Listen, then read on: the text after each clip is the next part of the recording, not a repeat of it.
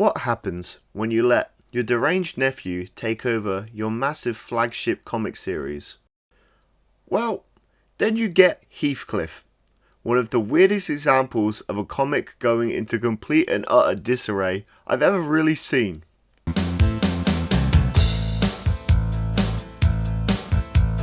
Hi guys, so today, come with Pongo, we're going to be talking about the Heathcliff comic and how it went from a seemingly pretty normal boomer comic into just an absolutely confusing surreal nightmare. So we're going to start off just giving into a bit of the history. So for those not in the know, Heathcliff has always kind of been known as that other orange cartoon cat. But weirdly enough, Heathcliff was actually first. He started in 1973, 5 years before the big gaff hit the comic scene. So he was created by George Gately Gallagher, shortened to George Gately for his comic strip.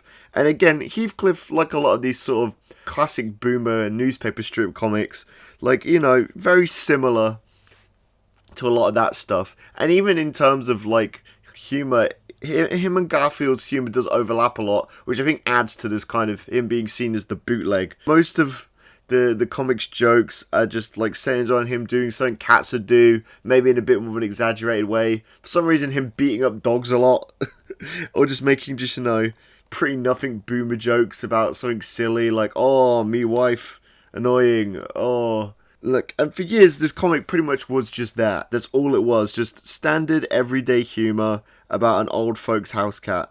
And while obviously he was never as popular as Garfield, he still did pretty well overall in the grand scheme of things. Still being, you know, a big IP in itself, with an 80s cartoon that's pretty fondly remembered, some video games across all consoles and platforms, and as well as a full issue Marvel comic in the sort of 80s and early 90s.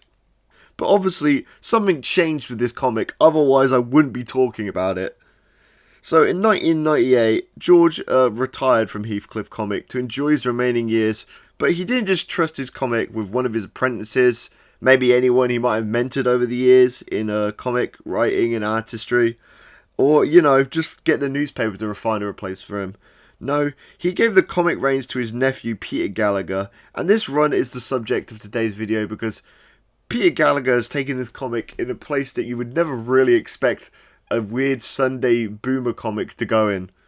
And now, prior to Heathcliff, he had worked on his own smaller comics, but I guess like anyone, when your uncles are handing you the keys to a massive comic IP, you're not going to turn it down. Oh yeah, that's another thing too.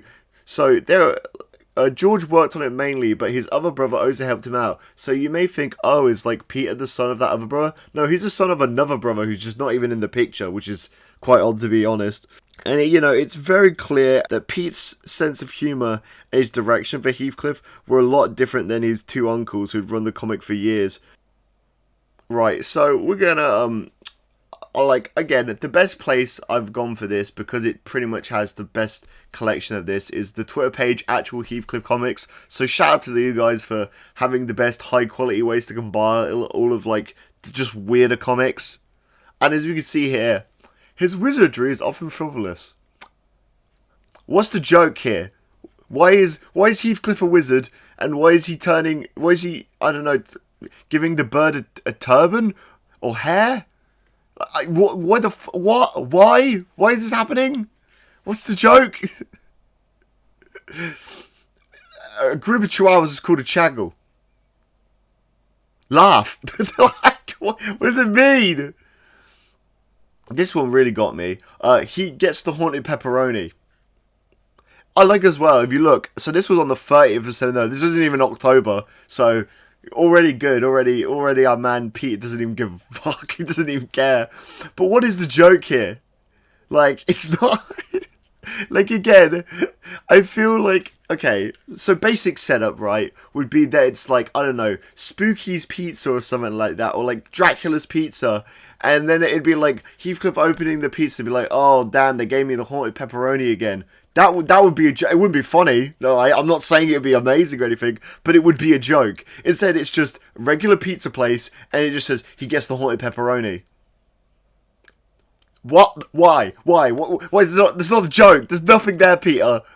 This one really got me. I'm obsessed with this one, because what the fuck?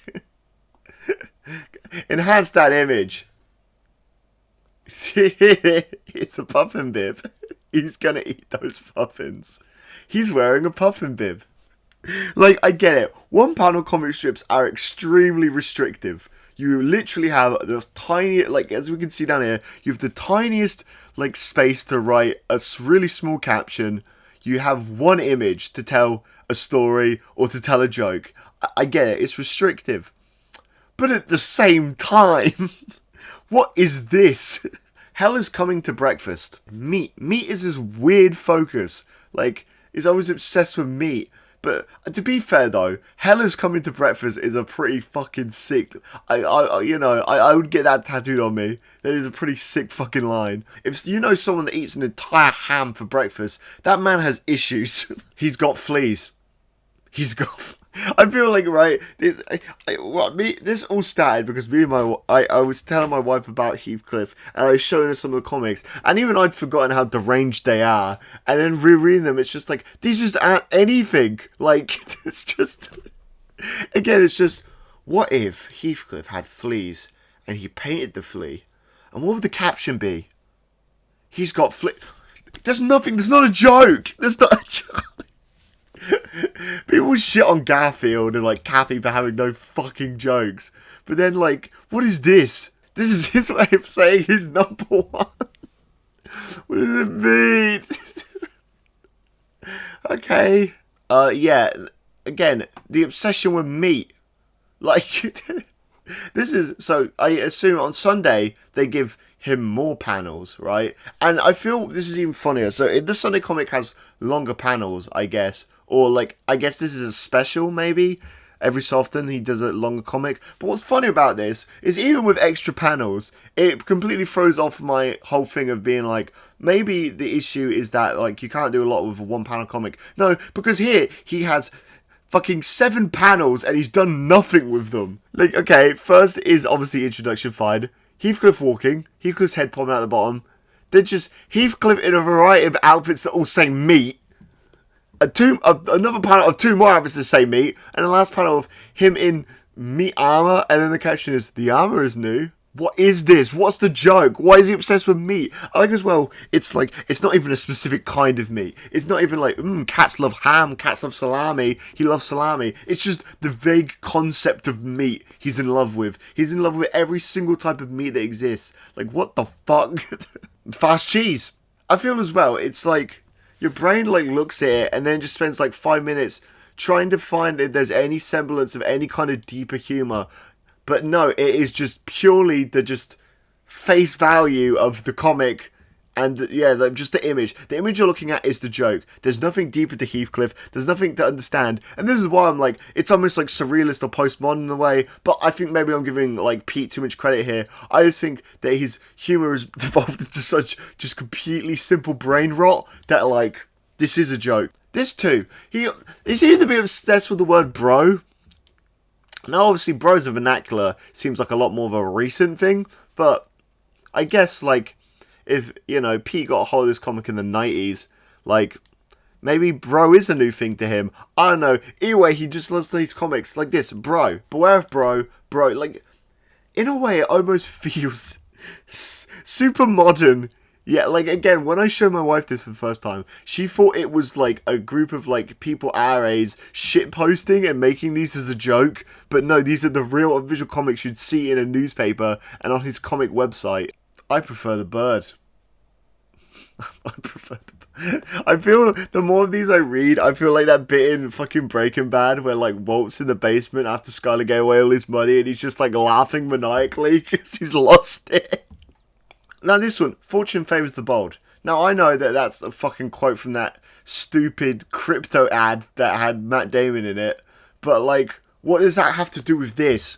You can't just quote something from real life and it's just an image of Heathcliff walking down the street. Like, there's not a joke there. That's not a joke. That's just a quote. Yes, that is a thing that Matt Damon said in the stupid crypto ad. What does that have to do with Heathcliff walking down the street and 2 birds watching him? Like, that's not a joke. Of course, Jimmy loves the garbage ape.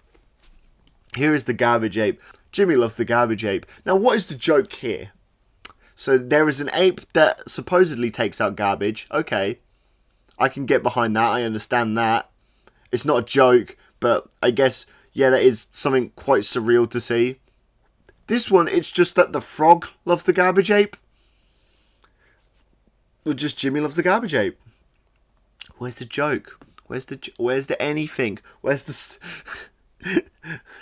They say style is substance, but there ain't no style, there ain't no substance. This is nothing. This is the void. I hate This would go hard as fuck on a shirt, actually. Pete, if you know, I assume you have like some kind of Heathcliff merchandise, like Garfield's Paws Inc. You should put this on a shirt. I think it'd sell really well. I just love him belly flopping in the sky. Why is he doing that? There you go. That's a joke. That's a joke. That's an actual thing. That's something. In the sea of the worms in Pete's brain, telling him to write the garbage ape, there is one joke. It's not a funny joke. It's not making me laugh, but it's a joke at least. Now this was the one that really got me. Another one of his robot nudes. I don't even know where to begin with this. One, why is there a robot? Is this a recurring character in Heathcliff, the robot? 2, why is he naked?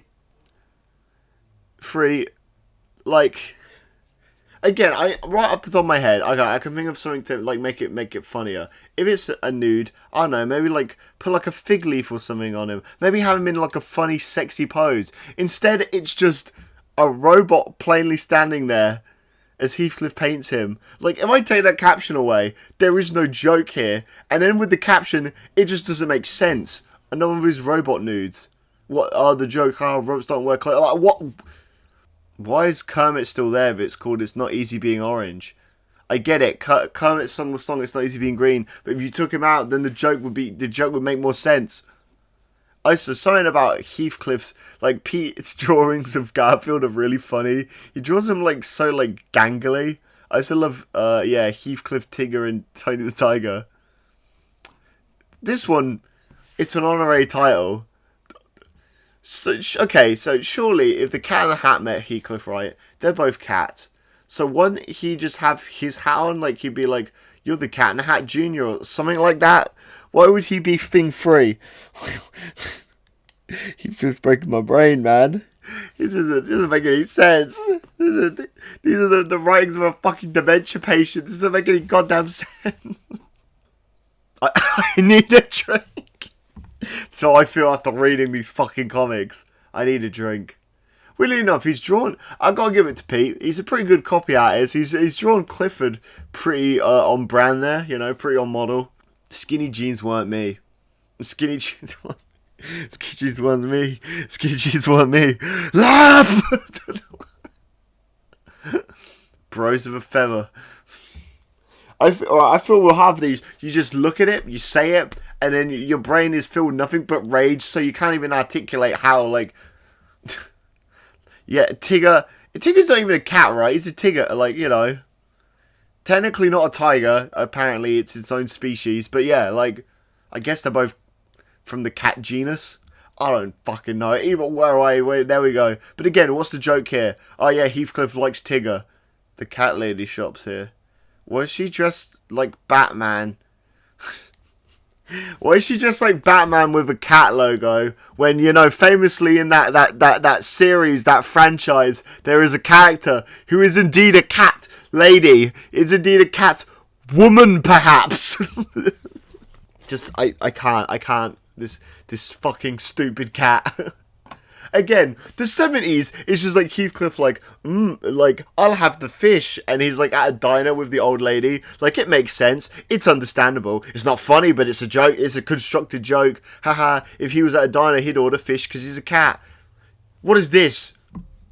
The cat lady is dressed as Batman, not Catwoman, but with a cat logo. And it's a pet supply store, and it says the cat lady shops here. Where else would she shop? Dog guy got booed off stage. Dog guy got booed off stage. What do you think Dog guy played, man? He probably had like a 30-minute noise set where he just kept like barking into the microphone and then delaying it through a reverb pedal, and they all like, fucking get off the stage. Would you go to the Cat Lady concert? What do you think Heathcliff would play? This one. I like this one. Fish market. So, the ATM in front of the fish market dispenses fish. Why does it do that? That's convenient. The descent into madness is unrelenting. My sanity is at its wit's end. So yeah, I wanted to do one gum one. I'd done meat. I'd done the meat ones. I did the garbage ape. I did the painting. We gotta have the gum. Gum therapy isn't working. Why is Heathcliff obsessed with gum? Have cats ever been shown to be interested in gum? Have cats ever wanted to blow gum? Is it absurd for a cat to like gum? Kind of, I guess. He likes to blow bubbles and float on it, which I can only pin down to Peter Gallagher thinks that like cartoon floating on a like cartoon gum bubble is pretty funny, which I guess he's not entirely wrong. But now he's in therapy with the gum bubble. Like, the other ones before were just like him floating away and they were like, oh, I wonder if Heathcliff will come back. Or no, it would just say gum balloons, actually. That would be an actual joke. No, the caption would just be gum balloons. And this was just, gum therapy isn't working. What is the therapy? What is gum therapy? What does that mean? I feel like Cinema Sims sometimes maybe talking about these jokes, and that makes me feel a bit bad, but at the same time, when you've spent the last week looking at these fucking things, and like again, I saw that you guys suggested lots of interesting things for me to do videos on, and I will get to those, but this fucking cat and his existence has plagued my brain for like the last 3 weeks. I can't stop thinking about him and his stupid nonsensical comments. I hate you, Heathcliff. Around here, it's glaze or die. Alright, and with that, guys, I'm going to call it this week. I think my brain has had enough of Heathcliff and his comics for a minute. I need a break before Heathcliff and his absolutely insane and nonsensical writing destroys my brain. I guess, my conclusion is that, Pete, you are an absolutely bonkers fella. And, on the one hand, I quite respect it. On the other hand, your comic hurts my brain a lot. So, I would say keep doing you, but I feel like, regardless if I say stop or keep, it's just going to keep going. So, good on you, pal. And with that, I would like to say that if you like this video, remember to like the video. And if you want to see more videos like this one, remember to subscribe and hit the bell notification to get an update every time I upload a new video. I upload weekly, so you're never far from a video. And with that, I want to say, comfy Pongo out, and guys, enjoy your weekend.